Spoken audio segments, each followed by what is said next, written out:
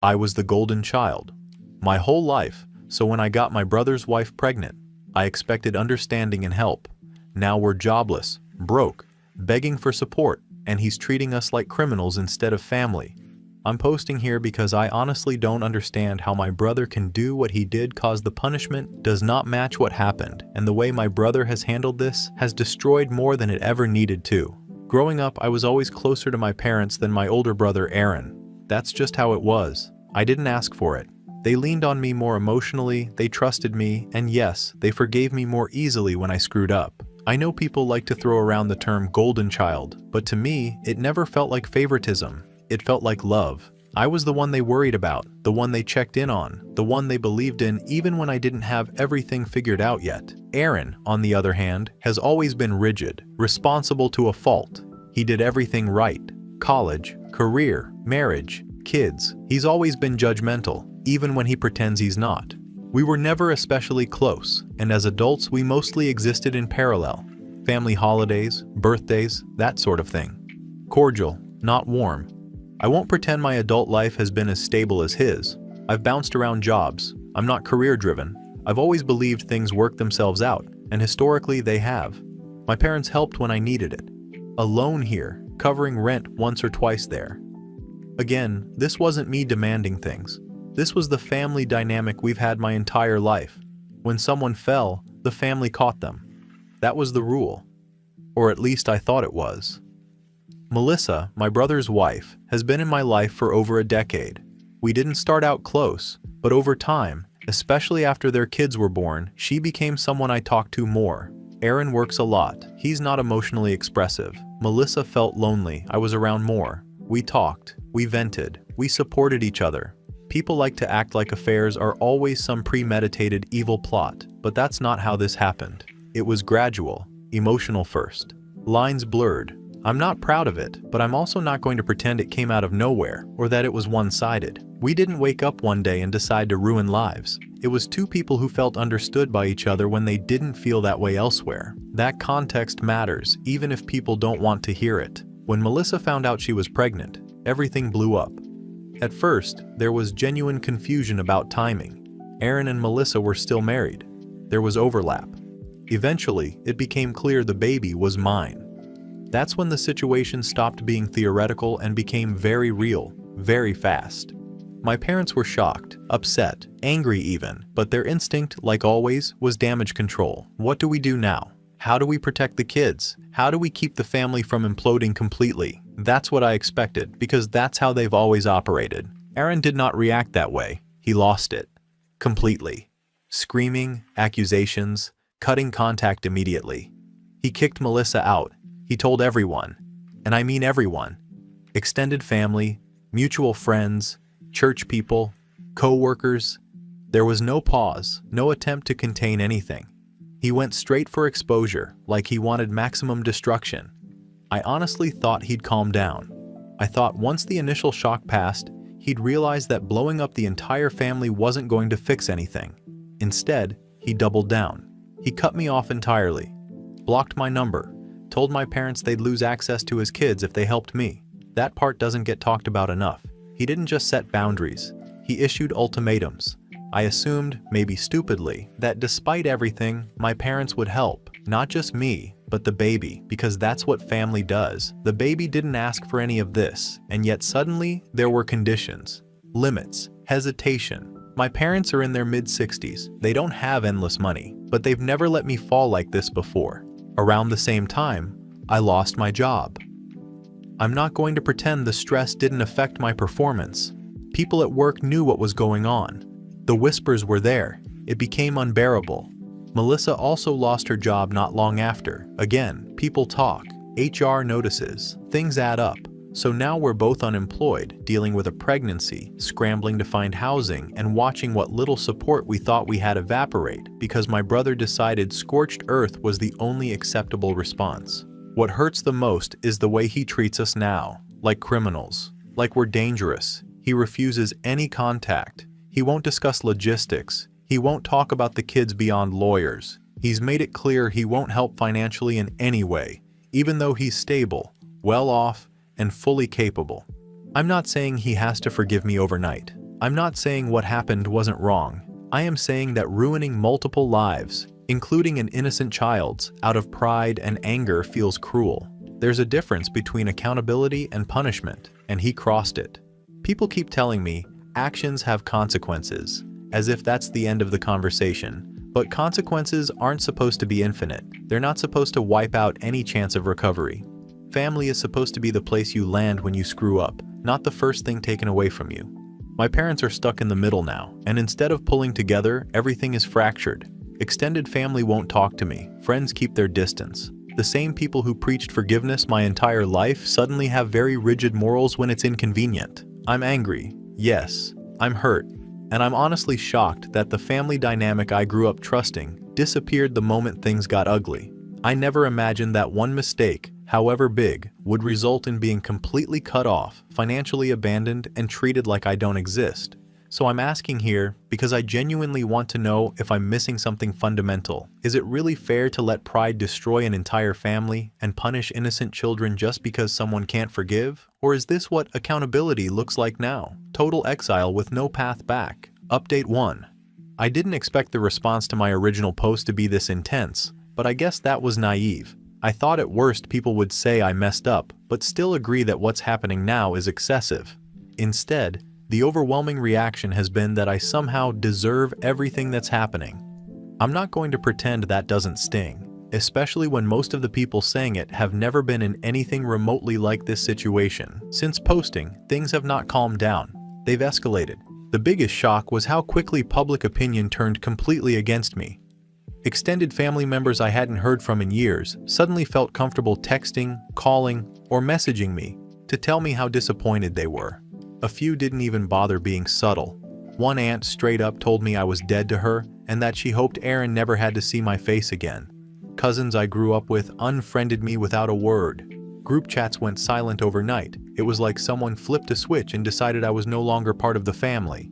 Friends followed shortly after. At first, a few were sympathetic. They listened, nodded, said things like, "That's complicated," and "People make mistakes." But once Aaron started talking openly and people started hearing his version directly, the tone changed. Invitations stopped, texts went unanswered. One friend actually told me she didn't feel comfortable having me around her kids anymore, which honestly felt insane. I didn't commit a crime. I didn't hurt children. But the way people are acting, you'd think I did something unforgivable and contagious. The church situation was another blow. We didn't get formally kicked out, but support evaporated. No more check-ins, no more offers of help. The same people who used to preach grace and forgiveness suddenly had very firm opinions about consequences. It's amazing how conditional compassion becomes when you're the example. My parents were the next disappointment. For the first few weeks, they tried to play both sides. They helped where they could. A little money here, covering groceries, helping with temporary housing. I genuinely believed that would continue until we got back on our feet. Instead, they sat me down and told me they couldn't keep doing this. They said they were under too much pressure, that Aaron had made it clear he'd cut them off completely if they kept enabling me. They used that word, enabling, as if helping your own child and unborn grandchild is some kind of addiction support group failure. They also admitted they were scared of losing access to their other grandchildren, scared of being isolated themselves. I understand fear, but I also can't ignore how quickly their loyalty shifted once it started costing them something. Growing up, I was always told family sticks together. Apparently that rule has footnotes. Aaron's boundaries have only gotten harsher.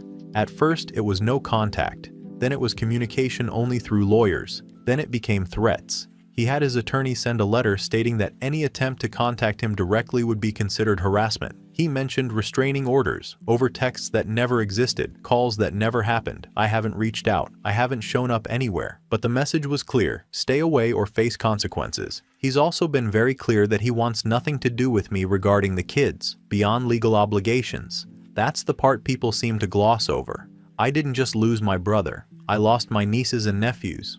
Overnight. No goodbye, no explanation, just gone. And everyone seems to think that's reasonable.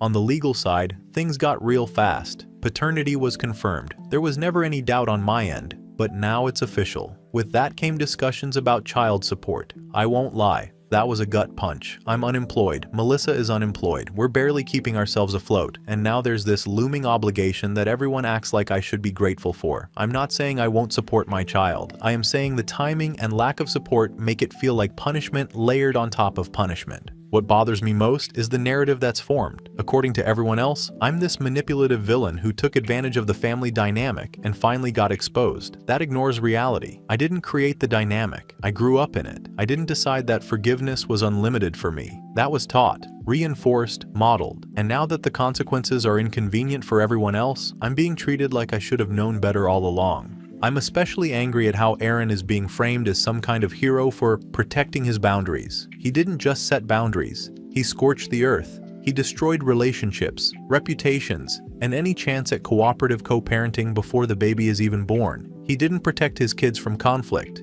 He made sure they'd grow up in the middle of it. Do I think he's entitled to be angry? Yes. Do I think he's entitled to punish everyone indefinitely? No. There has to be a point where anger stops being righteous and starts being destructive. Right now, no one seems interested in finding that line. Melissa is struggling too, and people conveniently forget that. She lost her marriage, her home, her job, her community. She's pregnant and under constant stress, and yet the overwhelming focus is on how Aaron feels and what Aaron deserves.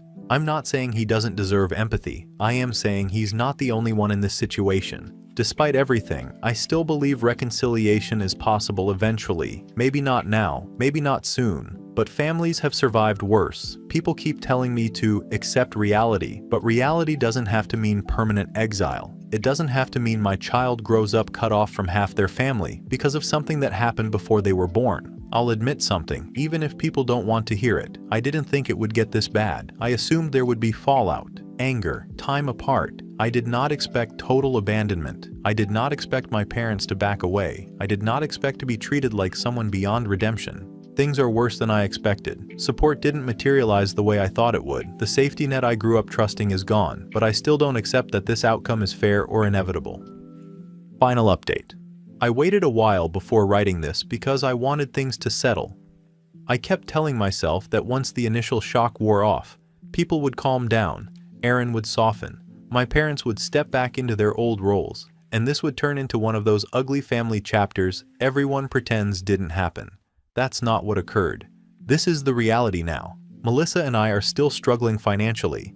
Not tight budget struggling, actual constant stress. Rent is month to month. Every unexpected expense feels like a threat. We've pieced together part-time work where we can, but neither of us is back in anything stable. Employers remember. People talk. Even when nothing is said outright, doors quietly close. I'm not pretending we've been proactive saints here, but I also won't pretend the fallout didn't follow us everywhere. The baby is coming soon. That should be the focus. Instead, it's another pressure point. Doctor's appointments, insurance questions, basic preparation. Everything costs money and energy we don't have much of. I still believe, firmly, that no child should be born into this kind of isolation. That belief hasn't changed, even if everyone keeps telling me I forfeited the right to say it. Family support is minimal now. My parents didn't cut me off completely, but the relationship is not what it was. There's tension in every interaction. Help comes with sighs, lectures, reminders of how hard this is for everyone. They've admitted, more than once, that they regret how they raised us, that they leaned on me too much emotionally, that they let things slide they shouldn't have. I'm not denying that, but hearing it now doesn't fix anything. It just feels like another way to say, we messed up, and now you're paying for it. They're also clearly afraid of Aaron.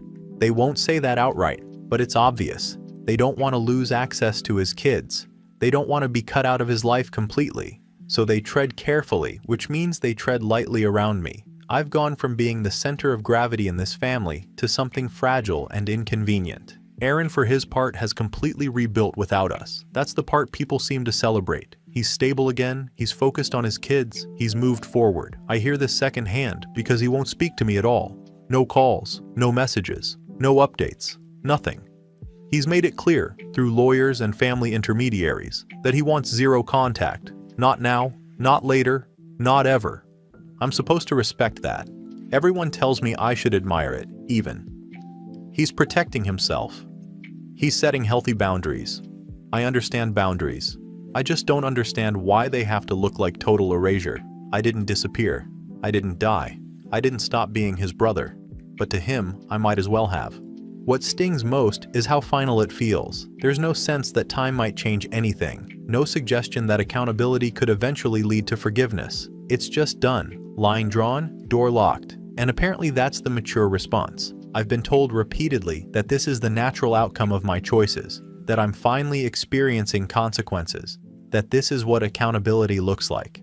I won't argue that my choices didn't contribute to this. I'm not pretending I'm blameless, but I reject the idea that consequences have to be infinite to be valid. At some point, punishment stops being corrective and starts being vindictive. No one wants to talk about where that line is. People like to say Aaron is protecting his kids. I don't disagree that they should be protected. What I question is whether cutting off an entire branch of their family forever actually serves them or just makes adults feel justified. But that's not my call, apparently. I don't get a vote. Melissa is quieter now. The confidence she had when all this first came out is gone. She carries guilt differently than I do. She internalizes it.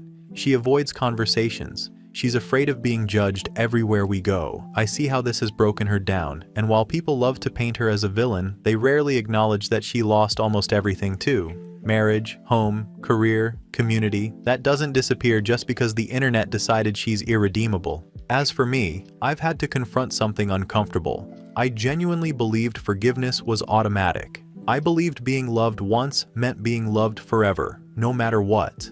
That belief didn't come out of nowhere. It was reinforced my entire life. When people say I was set up to fail, they think that's an insult. I don't. It's the most accurate description I've heard. I never learned how to be cut off. I never learned how to repair without rescue. I never learned that love could have limits this firm. So when they appeared, I didn't know how to respond except with anger and disbelief. Do I still resent Aaron? Yes. I resent how completely he erased me. I resent that he controls the narrative and gets applauded for it. I resent that my child will grow up knowing they have cousins they'll never meet because adults couldn't find a way forward. Do I resent my parents? Also yes, not for finally drawing boundaries, but for teaching me for decades that boundaries wouldn't apply to me. You don't undo that lesson overnight. But here's the part people keep waiting for that I'm not going to give them. I'm not going to say I deserve all of this. I'm not going to say I'd make every decision differently if I could go back. I regret the damage, not the expectation. I regret the fallout, not believing family would show up. I've accepted that reconciliation isn't coming. Not now. Possibly not ever. Aaron has made that clear, and I can't force him to change his mind. I can only live with the reality he's chosen. But accepting reality doesn't mean agreeing with it. Life is smaller now, harder, quieter. There's no safety net to fall into. I still believe family should mean more than this.